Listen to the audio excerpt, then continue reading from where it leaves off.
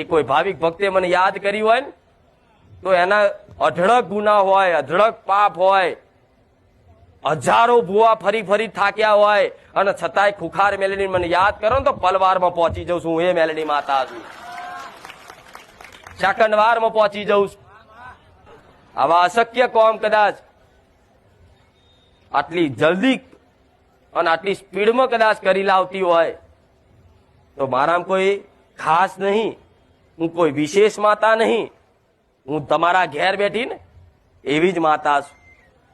તમારા ઘેર મેલડી જે હશે ને એ જ હું મેલડી છું.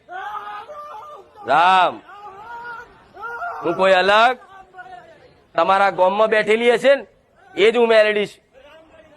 કોઈ રસ્તા પર બેઠેલી હશે ને એ જ હું મેલડી છું. કોઈ તલાયના તેડે બેઠી હશે ને એ જ હું મેલડી છું. કોઈ વટલા નેચે બેઠી હશે ને એ હું મેલડી છું. જગતની બધી મેલડી એક એક ના, પણ છતાંય મારામાં શું ખાસ છે કે મારા પારે કદાચ પગ મૂકવાથી તમારો એવો અનુભવ છે કે દુઃખ ભાગીને ભૂકો થઈ જાય. તો હું એવી એક ખાસ માતા નહીં, પણ મારો ન્યાય સાચો હોય છે.